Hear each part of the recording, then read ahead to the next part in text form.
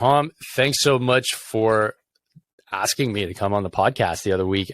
It's cool to be able to talk to experts simply because we're able to share information and realize that we have some commonalities. So, Tom, you're from Mindset RX. Let's start with who you are, man. Like, what got you into the mindset game?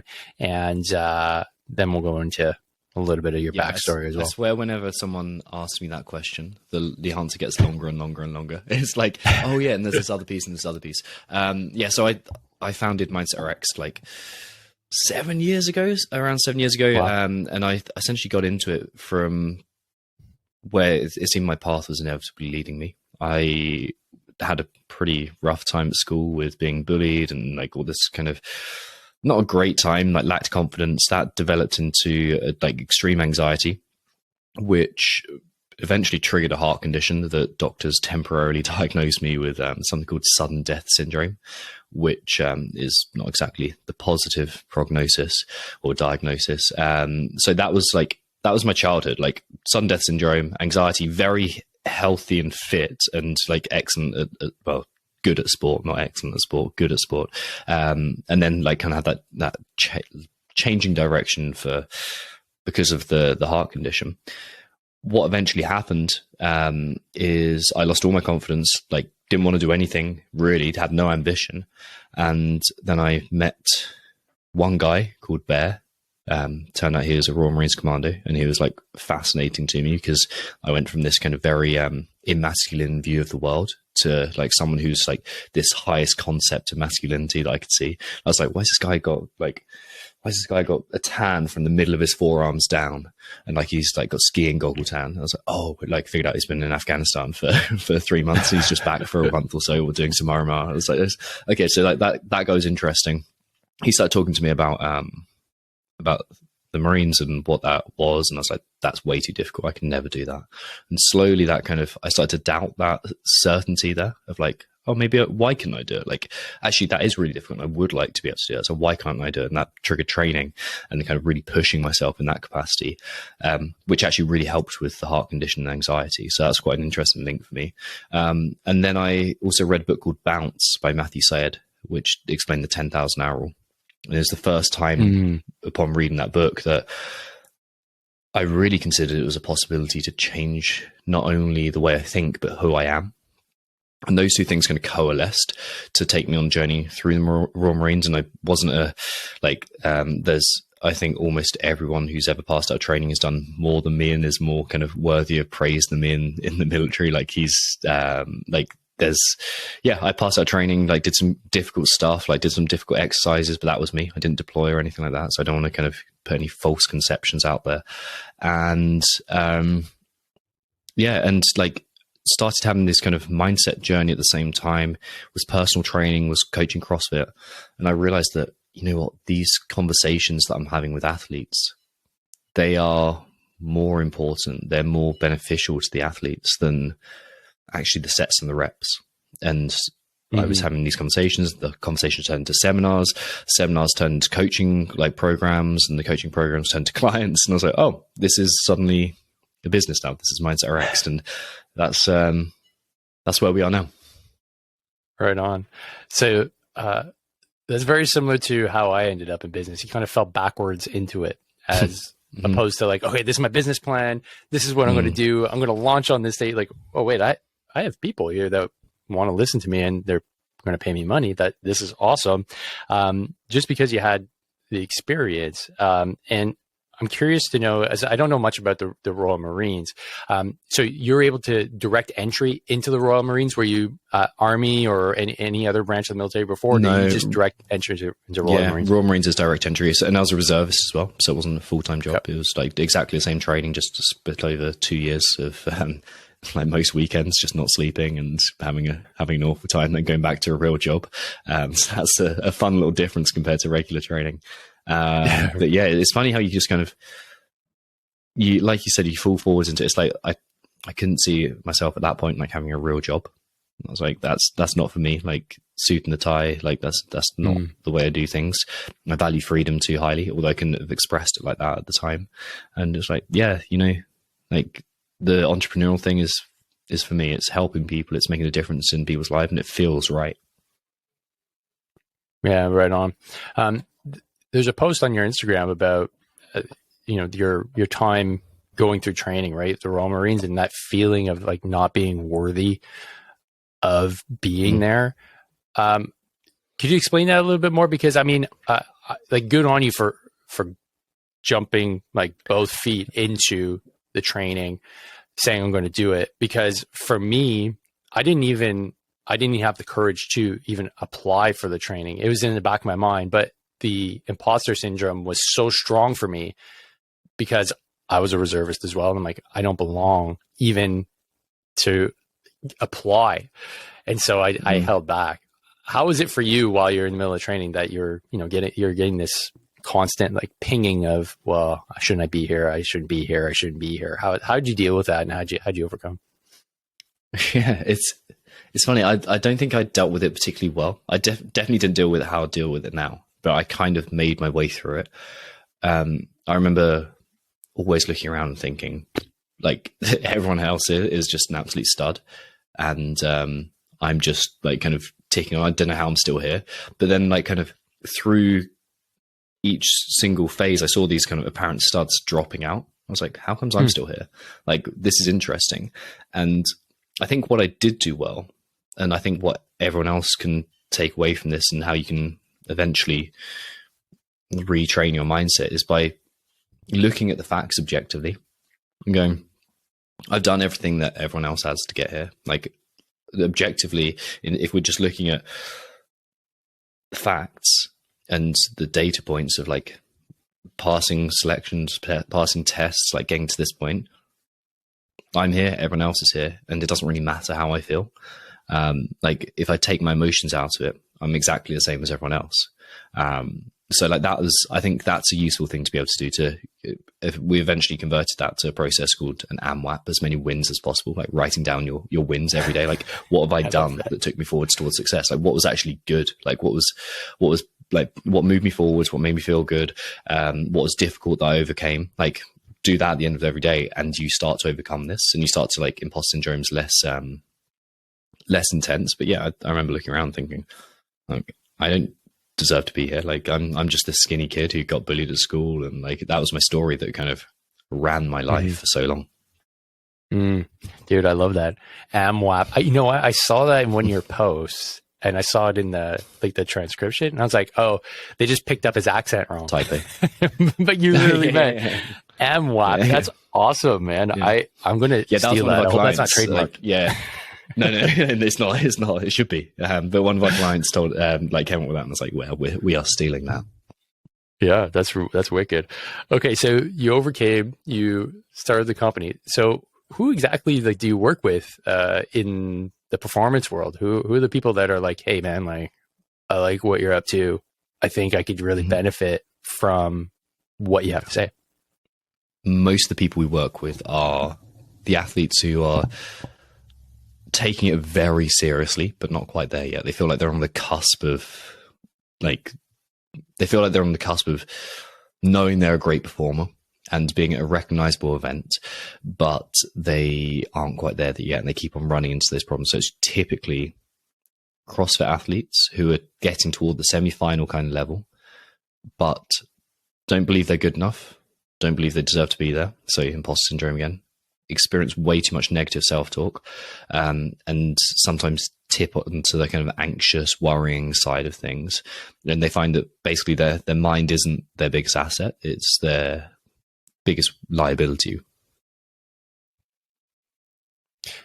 That's really interesting. I had a similar conversation with another fellow named Nico Meyer. He's from Australia, and that was something he was mentioning too. He's working with Olympians. And I was kind of, I don't know if I'm shocked, but it seems like from the outside looking in that those elite athletes, like, they are elite athletes. They are far superior in ability than me and 99.9% of humanity.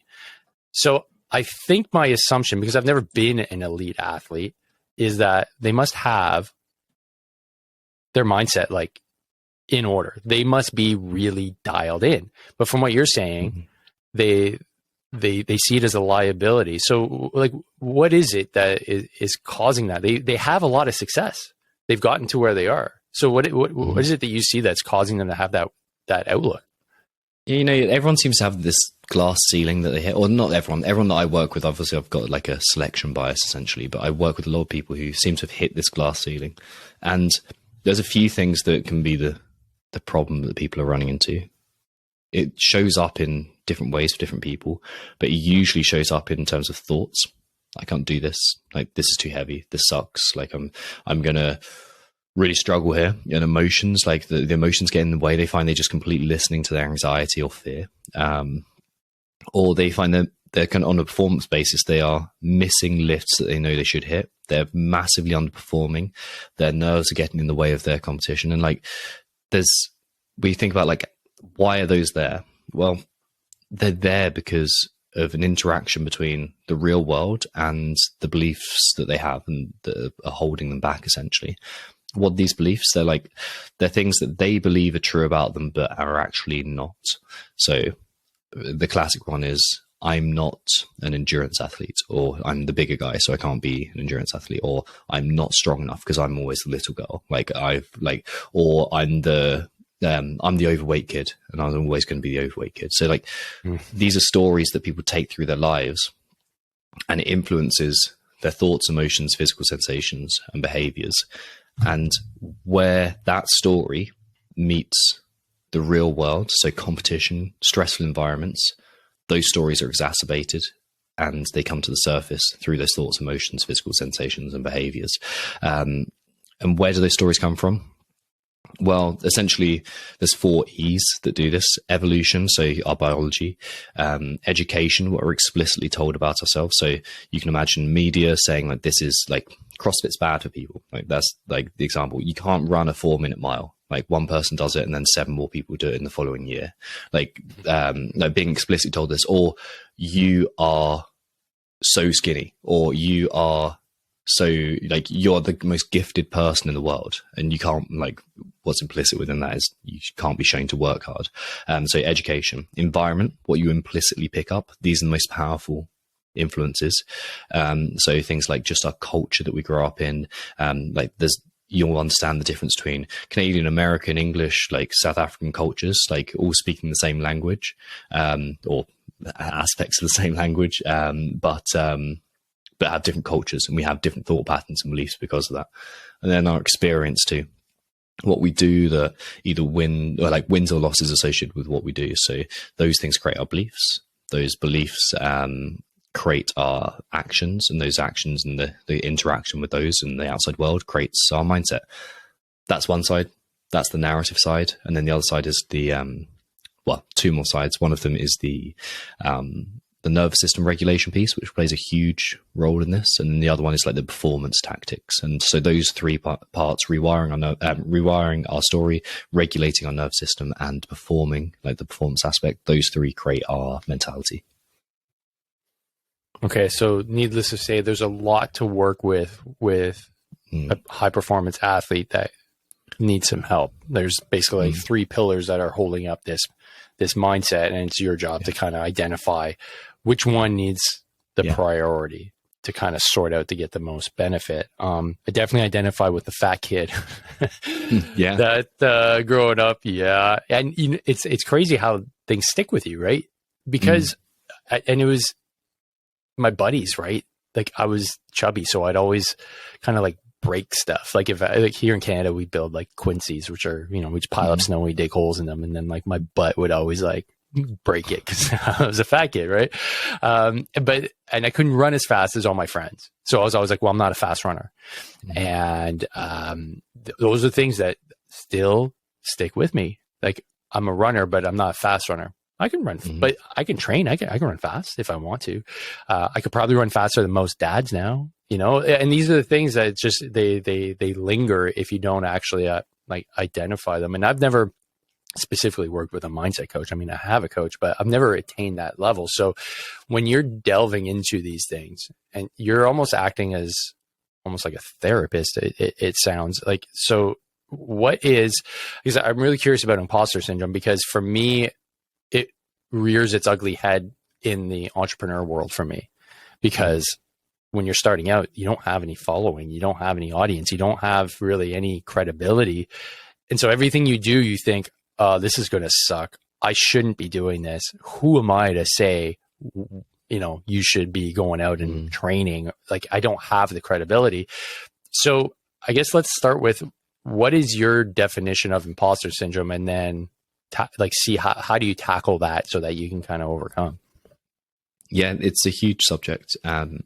My definition would be feeling like you don't belong, or you feel like you aren't good enough to be accepted into the environment you're trying to fit into. How do we tackle it?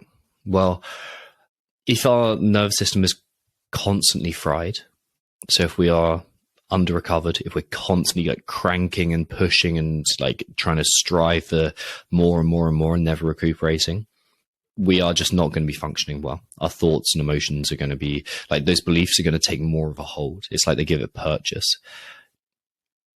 So we have to regulate that first. We have to start thinking about, are we sleeping better? Are we recovering better? Are we taking some non-sleep deep rest? Are we doing breath work, cold exposure? Are we turning, essentially, do we have the ability to turn the dial up to fight and flight and turn the dial down to rest and digest at will? And can we access those states instead of just constantly living in this red line? So that's the first state, and that has to happen. Like, otherwise it's just way too difficult to get in there. The next piece is when we need to identify the story. Like, what is the story that you're telling yourself? It's essentially, I don't belong here. I'm not good enough. I don't deserve to be here.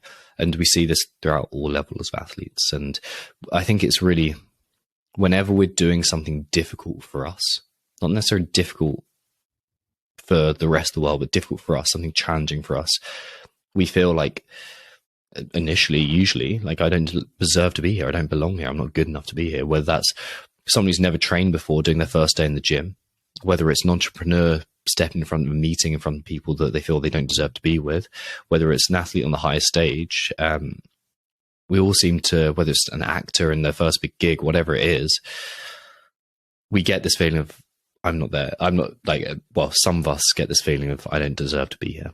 So where does that come from? You need to isolate where that comes from. Like, that's the big thing. Like, what is the root of this story? What's the belief, and how does that show up in my thoughts, emotions, physical sensations, and behaviors? We have to generate enough awareness over it to like, most people just try and change it. The big mistake that people will make is like, okay, I'm just going to tell myself I'm good enough. I'm just going to push through and not acknowledge the story and just like tell myself, like, you know what, I'm going to use willpower, positive thinking. But if that story exists on a subconscious level, I'm not good enough, I didn't deserve to be here. So we're not going to be able to break that down with conscious willpower. Not going to be able to break it down with conscious positive thinking. We need to attack it at a subconscious level, and that means we need to bring it to conscious level, like bring it to awareness. So we watch its effects. We learn to observe its effects rather than reacting to them, and we see them in the outside world, and we see how they show up. And like I said, thoughts, emotions, physical sensations, behaviors, and that story will dictate all four of these.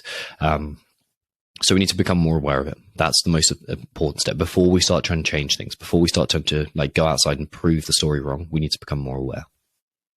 Okay. You mentioned willpower, which is cool.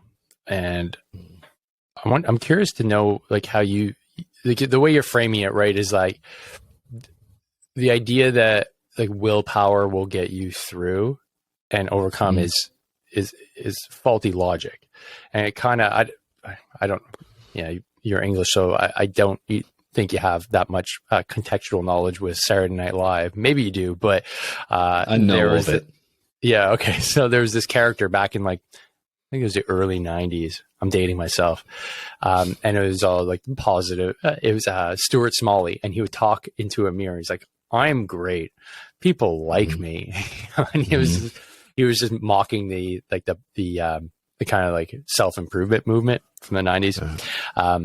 And that was how I kind of saw the idea of like self-improvement until I started actually doing it. I'm like, oh, it's not really it. So what is it that's kind of flawed with the idea of like just trying to use willpower as a means to kind of overcome, let's say, a mindset issue?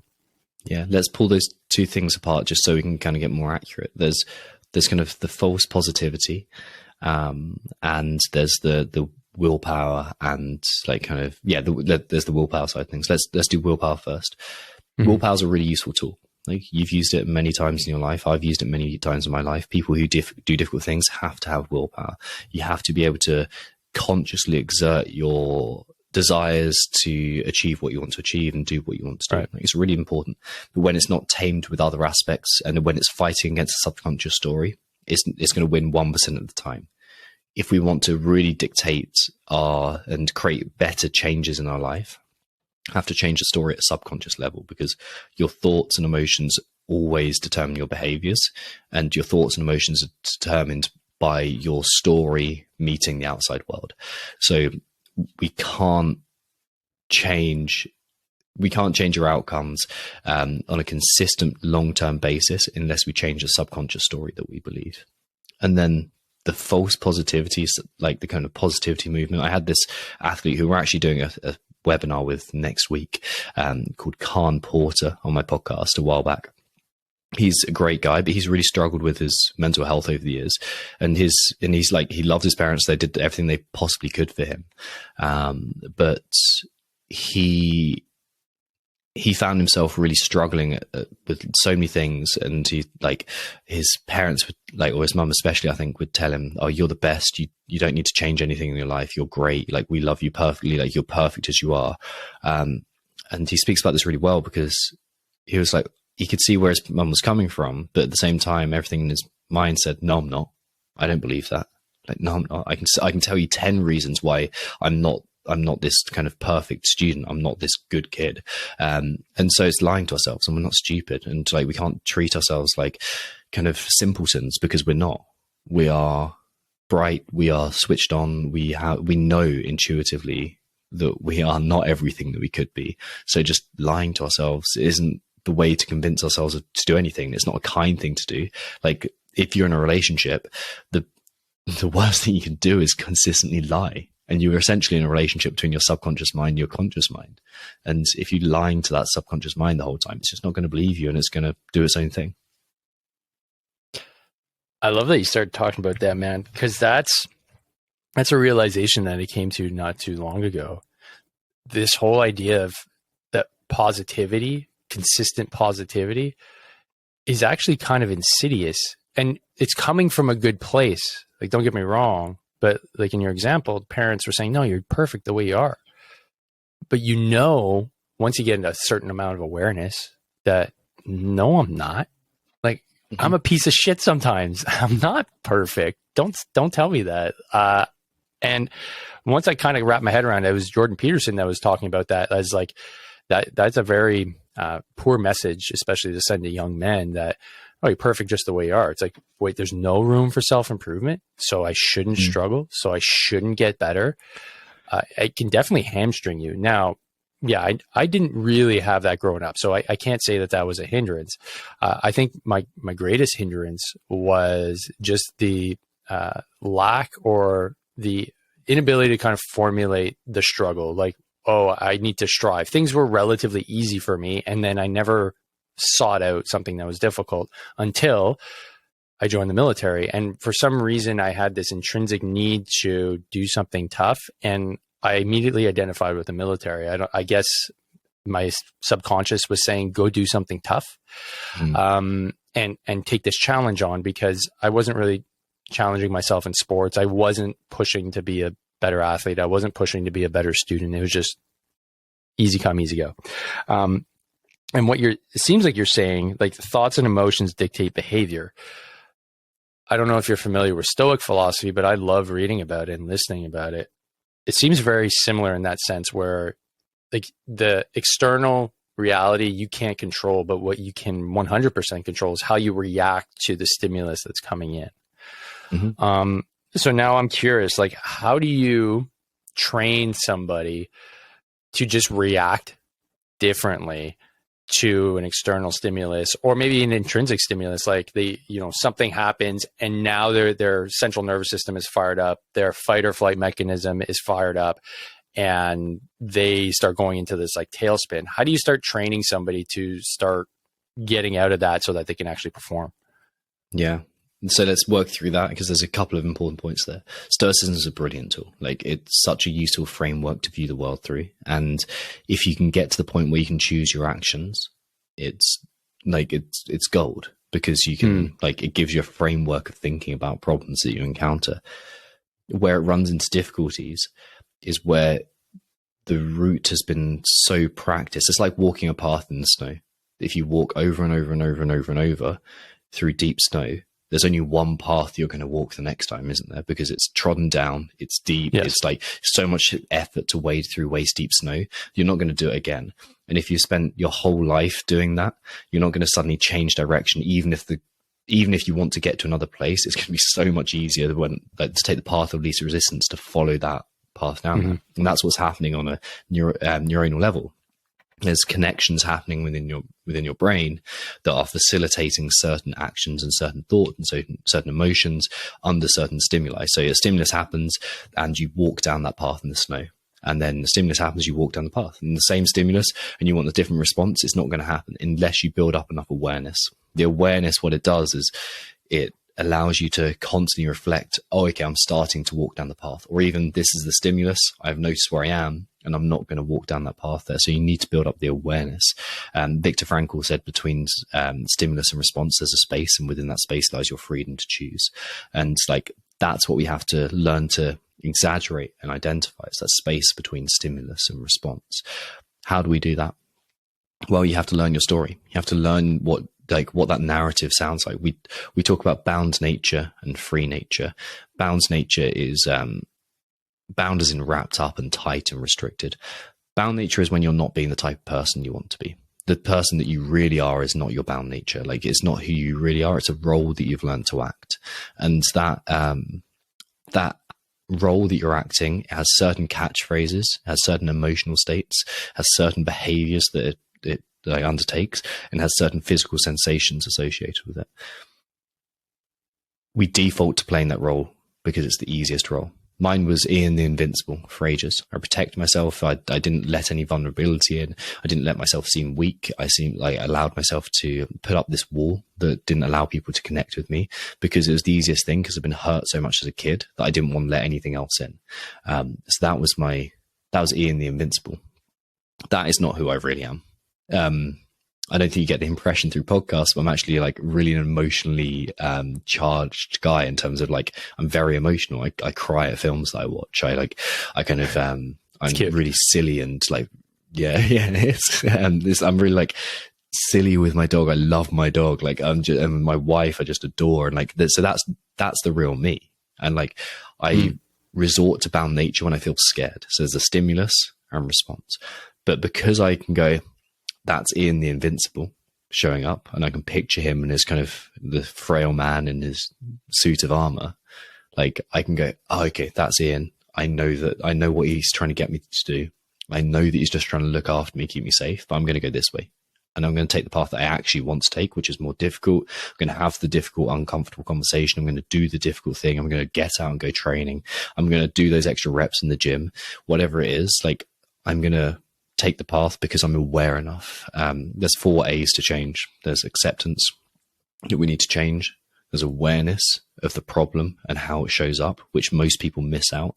There's accountability, which is taking the essentially the tools to change and taking responsibility for your own change and your own actions. And then there's adaptation, which just happens. Most people jump from step 1 to 3, they miss out the awareness piece. But this is why tools like meditation and journaling are so impactful, because they heighten that awareness and like you build out what like bound nature profiles, essentially your default roles, your programmed ways of acting. And then once you've got a good enough awareness, then the accountability works. If you're not aware enough, you can't see what you're doing. You're defaulting in your patterns, and you don't create change. So these are all scaffolded. Like, you can't go from like step 1 to 4. You really have to put in the work at every level. Yeah. So that, and that's the willpower thing.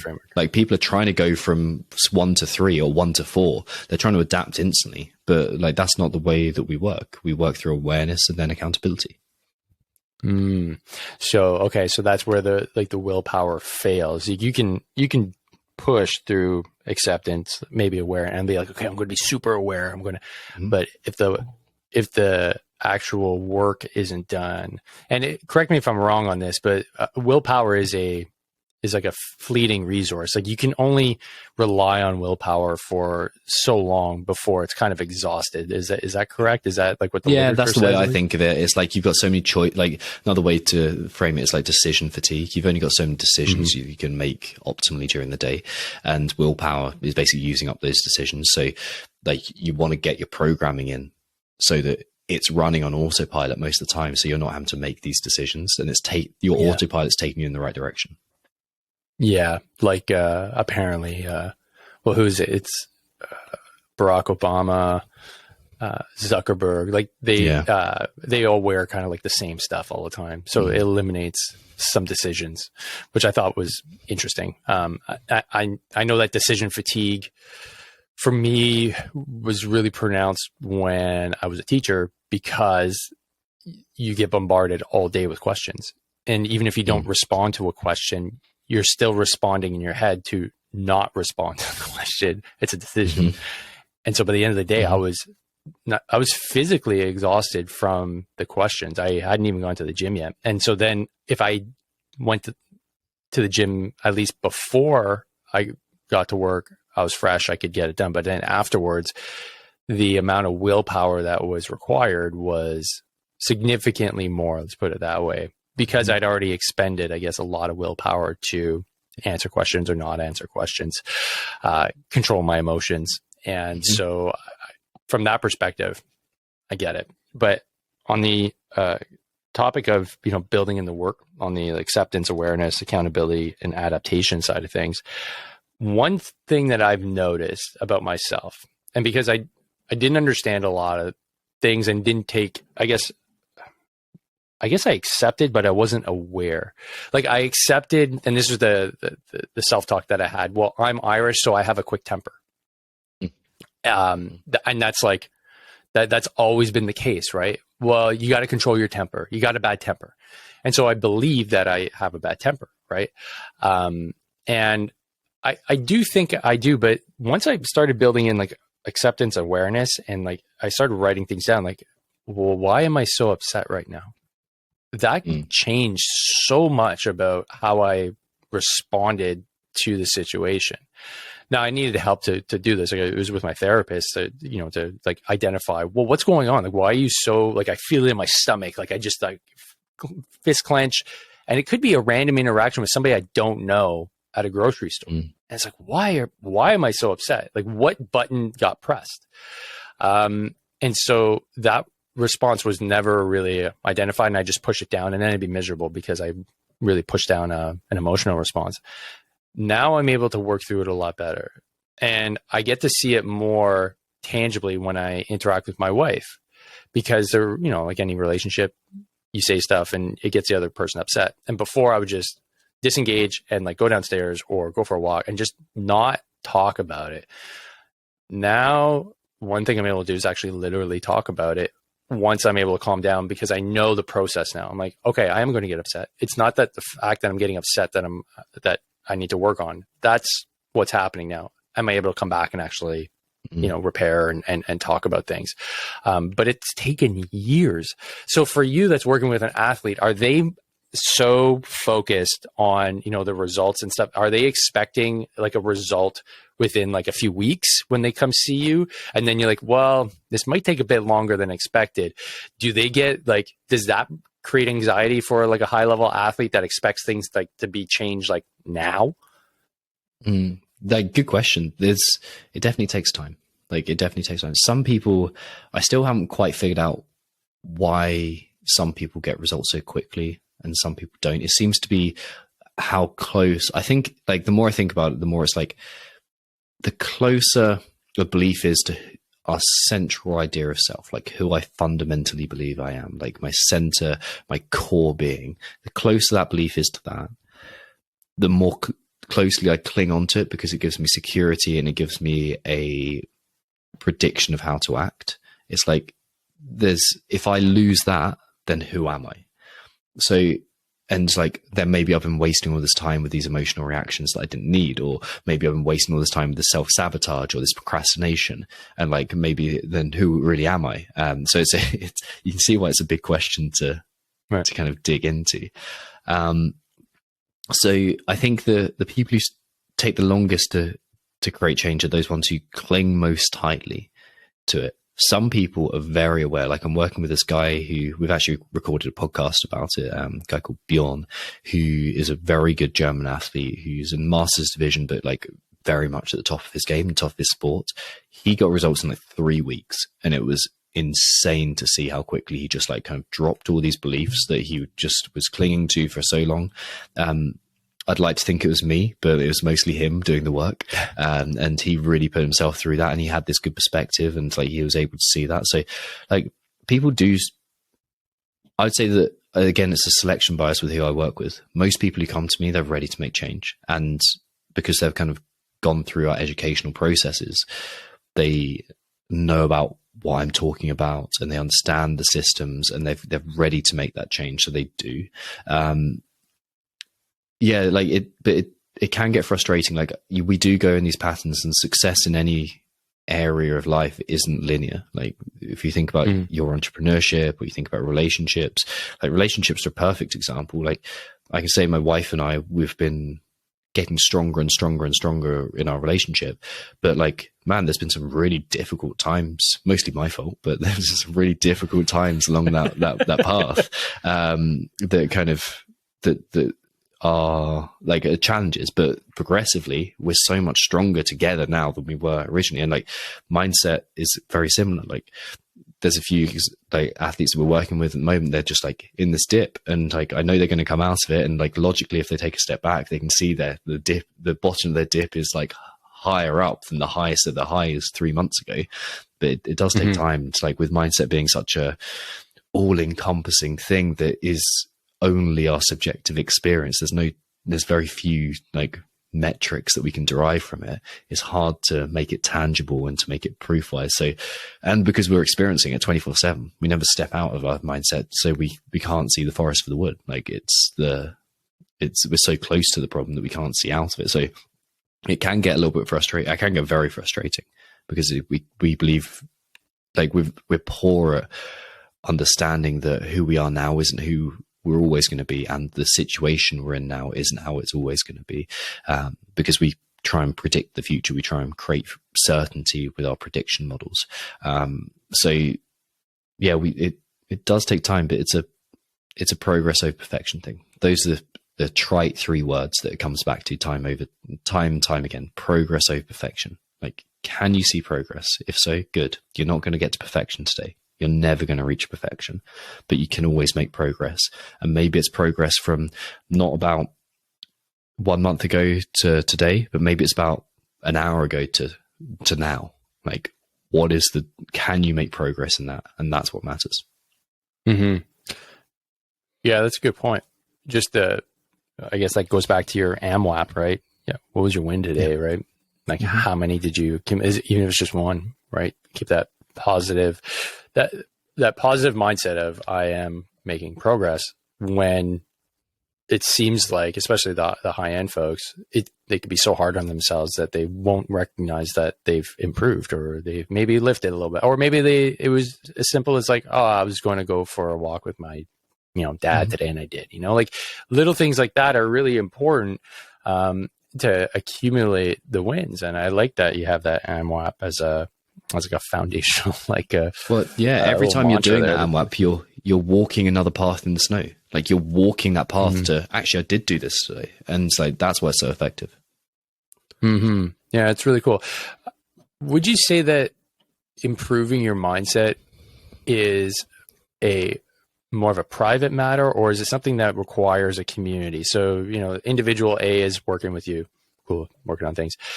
But is it equally important to not only be doing the work with somebody that can help them, but also to have the people that continually surround them, like be in the process of trying to improve their mindset as well? Like, what have you seen on that front?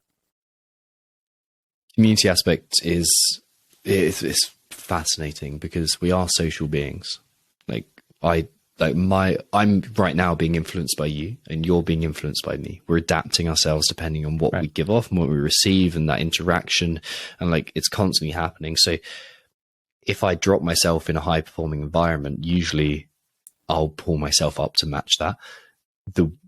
The disappointing side of that is what happens more as the high performers drop down. If that's like, and that's like hard to hear, but if you put like a real low performer in a high performing community, the high performers will perform worse, not the other way around. But like we can encourage ourselves to change in a community aspect. Like we occasionally run group programs, and they're really good because people saying, hey, I really struggle with this, and like I've seen this pattern, and people are like, oh, that's me too. Like I've seen that pattern, and I'd never looked at it like that. So I can see that change, and that really helps create growth. But in lots of the cases, people just aren't ready for that. Like they're just not ready for that kind of vulnerability. So one-on-one is better. And like with mindset, it's really a one size fits one solution. There's never a right process. Like, people don't fit neatly into categories because not only is your life experience and your genetics completely different to mine, but 99.9% similar, but everything that matters is in terms of DNA, but everything that matters is different. Like your experience, like every moment of your life has been different to mine, but so same with your ancestors and with their ancestors and their ancestors. So we share that we have this completely different perspective on life, and we need an individual solution to that. Yeah, it makes a lot of sense. Yeah, the reason why I bring it up is just like you kind of touched on it, right? Like when you're in a high performance environment, you're surrounded by people that are high performers, but if you drop out of that, it could be hard on the ego. But conversely, like if you're not in a high performance environment and you do put yourself into a higher performance environment, you tend to bring yourself up to that environment, to that level. Especially if you want to be there. Yeah. Was it you're the average of the 5 closest? I don't know how true that research is or how that meme is, but it definitely helps. And I like anecdotally, I know it helps. I was just with a bunch of entrepreneurs that are kicking ass and taking names, and I immediately like leveled up my game just because I want to be as good as them, because I felt connected to them. I realized they're doing well. How do I do well like that? Oh, you're doing this, that, and the other. Cool. And it definitely has an effect for sure.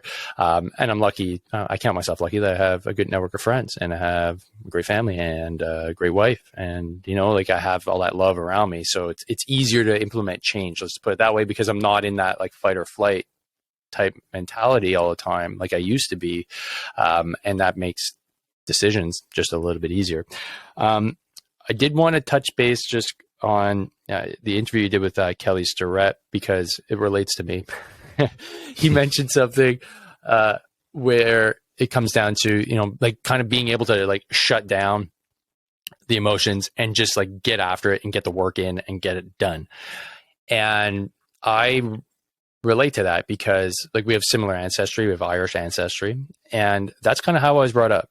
But like he says, like it's good in, let's say, a high stress environment. You can kind of shut it down and be like, no, I'm getting this done. Everything else is irrelevant. I got a mission to accomplish. But then when you're done, it's like you don't have the tools to navigate what's going on within. So you do the same thing. You shut it down and you just kind of carry on. What's for like your perspective? What do you think is a good way, and like how do you kind of address that? Because I don't know if it's just cultural that comes from, like if that's more of like a Anglo-Saxon thing to do, but in the event that somebody's like exhibiting that, like, hey, like you're really good at kind of dialing in for the moment, but then it's not necessarily related to the actual sport itself. It's everything outside of the sport. What do you start doing with somebody to kind of get them to, is it opening up? Is it just being able to accept new experiences? Where do you go from there with somebody? Oh man, it's such a good question, because like I'm not sure we have the right answer right now. But I am certain that constantly repressing our emotion takes its emotional and physical toll on us. Like there's there's a physical signature to every emotion and thought that we have. You know that because when you get nervous, you feel butterflies in your stomach, or I used to get like shots of adrenaline through my body. There's a physical kind of result to that. And every time you push down emotions, that kind of intensifies, and it seems to have some physical effects. I'm thinking of this study in Australia, and I'm going to get all the facts and numbers wrong, but the broad gist of it is as follows. They took a large group of women, and they said, like, basically they tested them for, are you going through an extremely difficult time, and do you have someone to talk to about it? And a large percentage, then they later, I think it was like 15 years later, 20 years, as again, the numbers are definitely wrong there, but it's something like that. Mm-hmm. They found these women again, and they tested them to see whether they had cancer, essentially, and how many people had been treated for cancer. And it wasn't the ones who'd been through the hard times, and it wasn't the ones who didn't have anyone to talk to. But it's the people who'd been through the hard times and didn't have someone to talk to, which shows that if we are constantly pushing down our thoughts and not feeling them, there's some sort of physiological effect there, and it can lead to that. I'm not a doctor, but I've done a lot of reading on this, and like Gabor Mate's work is fantastic in this. So that's definitely something to think about. So it has this physical side of it, and for that reason alone, I think it's worth accessing our emotions and seeing them. But like, I think in terms of like, how do we get people on board with, like, you're a high performer, you've learned to push down your emotions, like, what's the value in accessing my emotions and seeing them? Well, the first thing is that when we note our emotions and see them, the quicker the shorter their half-life is, the quicker they diminish. If I sit there and I feel intense anger, like if you can think back to those times when you've been super angry, if I was just going to try and push away that anger over and over and over again, it would just bubble and simmer, and it would just be there, and like it grows into like a growing resentment. Yeah, and it's there, and it's like you can't get rid of it. The weird thing is, if you like, and this is a great thing to play around with meditation, it's like, okay, I'm going to feel this emotion fully. I'm going to feel like the emotional state. I'm going to feel the thought, or hear the thoughts that come up. I'm going to see the imagery that comes up. I'm going to feel the physical sensations. I'm going to completely feel it. And its half-life is almost instant. It's like, it goes.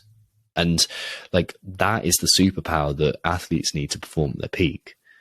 Because if we are constantly pushing away our nerves, or the feeling of indecision, or the fact that we don't feel like we belong, we're pushing that away over and over and over and over and over again, then it sits there, and it seeps into our actions, and it seeps into our behaviors, and we become clumsy, and we're not athletic. But if we see it quickly, it's like, okay, feel it, and then we move on. Feel it, and we move on. Because the idea is that you feel the emotion fully, and then you learn to drop away from it. That sounds like a really meditative process, where when you feel something, you have to let it wash over you and accept that it's coming. That is so, I guess that's so contrary to my upbringing. And I think a lot of us here in the West, in North America, maybe even in England too, where it's like, no, you let it wash over you, man. Like, that seems very grounded in like Eastern philosophy and, meditative practice, which clearly has a root in health, because I think we're just starting to rediscover all the things that we were supposed to be doing, that our ancient ancestors kind of already had down pat. The idea of like centering your, you want to call it chakra, chi, whatever it is, and understanding yourself, I think is so important. And I'm barely on the path, but at least I've recognized that there's something I need to be addressing, where I need to just be at peace with myself before I can go out and do a bunch of different things. And it's not high performance. It's literally just day-to-day stuff. If I don't kind of take that moment where I just do like a system check. So I don't know if that's something that, that you do with, the individuals that you're working with, your athletes that you're working with, but is it common practice to kind of just sit and take maybe 2 minutes, 3 minutes? I don't like necessarily the idea of like mindfulness practice, but we can label it that, I guess. But is that something that helps calm the nerves? Like, let's say you got a big event coming up, you're literally on deck. Is it really just that like moment to just let things wash over you, be one with it, and then be able to move on and actually execute? Is that kind of how it works? On game day, I feel like for most people everything goes out the window, but it's about what you do in Right. in leading up Right. to it. Like that's what really matters, because like Yeah. the training, like usually when you get to competition, there's something almost primal that kicks in, and we seem to know what's best for us as long as we put in the good reps beforehand. So for me, like that kind of that meditative checking in usually takes a form of like non-sleep deep rest. So and Dr. Andrew Huberman has been brilliant at promoting this non-sleep deep rest, or yoga nidra, essentially lying down, listening to a script of like feel the sensations in your fingertips, in your left fingertips, and your like in your left palm, the back of your left hand, and it's like this feeling of just like, it's actually brilliant for a number of reasons, of like restoring lost REM sleep and a whole host of other physiological benefits. But alongside that, it has a load of mental benefits too, which is just I'm de-stressing. I'm regulating my nervous system better, but I'm also just like, I'm analyzing where I am and I'm getting a feeling for my emotional state. So if people are doing that quickly, they can see what patterns they're likely to fall into throughout the day. Because if I know, like we can use physiological like metrics as well. Like if I know my HRV is terrible and I can see that on my watch in the morning, then I know that I'm more likely to procrastinate throughout the day. So I have to be a bit more hot on that.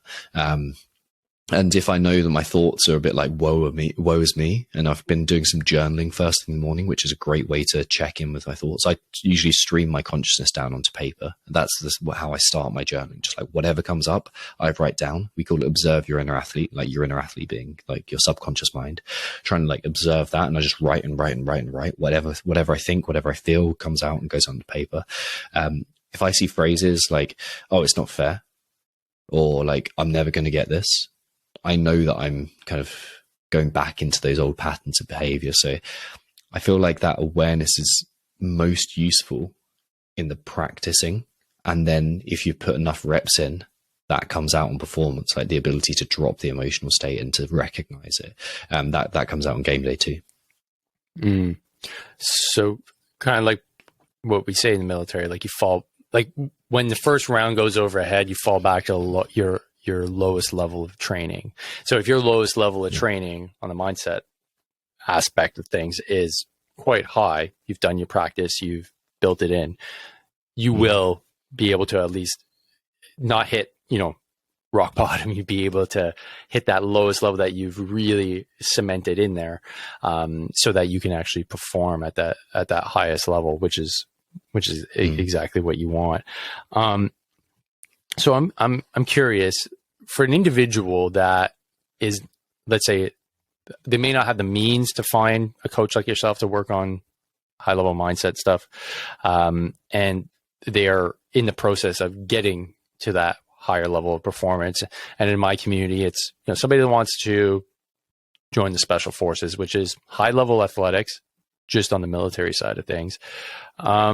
What are some things that they can start to implement? You talked about journaling here. You talked about deep non-sleep rest. Is there kind of like a protocol that is kind of like your starter pack to start working on your mindset? Yeah, great question. This is something I need to kind of put into practice and put into words more. But like, here's a first first airing of it in public. Here's where I start with everyone: sleep quality, sleep quality, sleep quality. Like, it's been said so many times that sleep is the foundation of mental and physical health and performance. Like, that is your foundation. If you're not sleeping right, like, everything else is limited. So that's number one. I accept that some people are shift workers, but there's ways around it. And there's ways to you're never going to be able to get optimal sleep if you're working shift patterns, and especially if they're changing, but you can get better sleep, and that's always possible. So sleep is number one. Caffeine intake relates to that. And with the sleep practices, I'm thinking make it dark before you want to go to sleep. So doing the opposite of what I'm kind of doing now with my bright ring light over in the corner and like staring at screens. If I want to go to sleep soon, ideally I'd be very dark, but you wouldn't be able to see me. You want it so dark, it's almost a health hazard. That's how dark you want your rooms to be before you go to bed. And then very light when you want to wake up. You can play around with temperature too. When you're going to bed, your body temperature is going to start dropping. So you want cooler rooms. When you wake up, you want to be warmer. So you want to get outside and move. Like that's going to set your circadian rhythm so you sleep better. That's where I start with most people. Hydration is a huge one as well, because it's such an easy one to do. Water is available for pretty much all of us. So we can hydrate better. That's really where it starts for me in terms of regulation. In terms of picking apart the story and rewiring the narrative, we believe, first one is that exercise that I described, observe your inner athlete. You can use prompts for this. You can use prompts like, what am I really struggling with in life? What's frustrating me? What am I, and like the idea here was we're trying to pick out the story that's holding us back. So you think about these prompts and you just write, just openly write, like, or what's been on my mind the last few days. That's really good. And you just pour out for like 10 minutes without judging, without trying to redact anything, without hiding it from anything. You just write freely. And that's going to give you an idea of the story, because when you look back with some compassion, non-judgment in about 10 minutes after that, you'll start to go, oh, I see the problem. I see who I can be sometimes. So that observe your inner athlete is great, because what we're trying to do is test. We test the mindset, figure out what's holding us back. Then we create a vision. And so that's the next step, like writing about like who I want to become, giving myself something to aim at. We create presence, and then we essentially attain proof that we are becoming the person that we want to become. But like in terms of exercises, that observe your inner athlete would be great. And then the AMWAP as well. So 5 minutes at the end of the day, writing down everything that you did that made you feel good or made you move forwards towards the type of person you want to be. And that especially includes all the little things you did. For example, I drank enough water. Like, those are the type of things that like we think, oh, I should be able to do this because I'm an adult.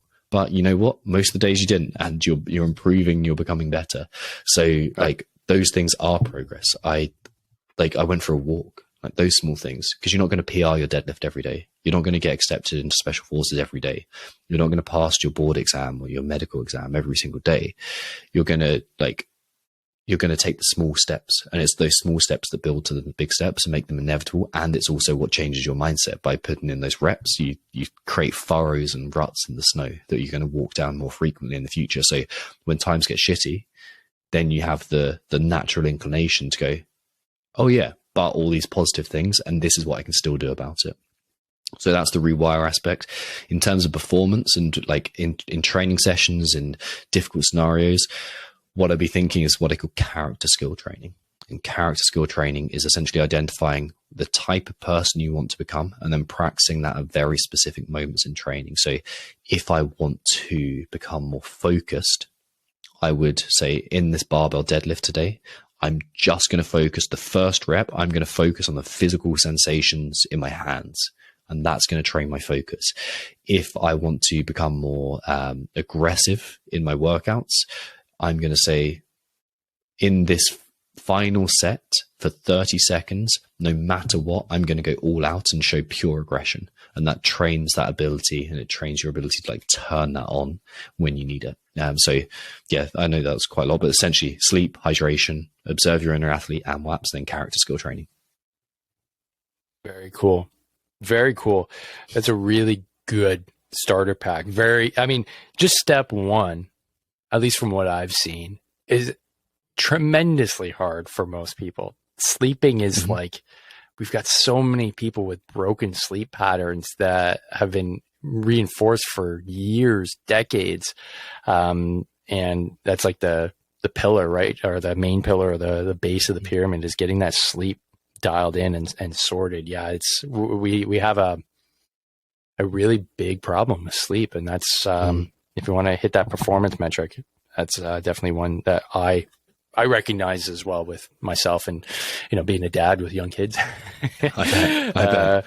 Yeah. So it's getting better. They're getting a bit older. Actually, they hit the sack and they're out pretty much all night. So lucky now, but I definitely get it. And those are either in the military and on active duty, but also police officers too. Like they have a hard time with shift work, and you mentioned that. So, but there's ways to mitigate it moving forward. So, Tom, it's been a wicked chat, man. There's been a lot of ground covered.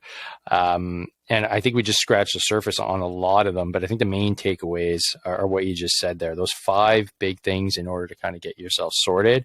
And I think the one that I really loved was that AMWAP. That is so cool. Like I said, like I'm glad it's not trademarked, because I'm definitely going to be using that in the future. So Tom, what's the easiest way for somebody, let's say they're an athlete, they're interested, they're like, man, how do I find this guy? Like, how do I work with him? Like, what more does he have to offer? Where's the best place for somebody to follow you? Yeah, our podcast, Limitless Athlete Podcast, that's a pretty good way to, like, I've changed the format of the podcast. I'm not doing so many interviews, but we're doing case studies of the athletes we work with. So pulling out all the kind of the things that work and teaching people how to do that. And I'm doing like long form, in-depth guides to like our systems and how to apply them to your lives. So that's like a good way to go deep. We've also got an ebook called, Complete Guide to Mindset Training for Athletes. There we go. We did remember it in the end. It suddenly passed my mind, but it's back. And you can find that on our Instagram, which is Mindset RX. So Mindset Romeo X-Ray Delta. And that is the best way to find us. Awesome. Man, I can't tell you how much I love the internet. Yes. If it wasn't for the internet, I wouldn't be talking to you. I'd still be teaching probably in a high school, not enjoying myself. And, I get to chat with you and find out a little bit more about myself, and also how you work with individuals and get them elevated to the next level in the sports performance world, which is obviously something that I don't have experience with, but I know individuals that have, and those that are listening that are interested in that higher level of performance, whether it's in athletics or whether it's in, the military. I think they're going to get a lot of value from what you had to say there. So, Tom, it was an absolute pleasure, man. Thanks for reaching out. I really appreciate it. And I'd love to see and hear more about what you're doing in the future. So thanks again for coming on the podcast, man. Thank you so much, man. Thank you for the opportunity. Absolutely. All right, folks. It was another good one in the can. Don't forget, train hard, fight easy. See you on the next one. Peace.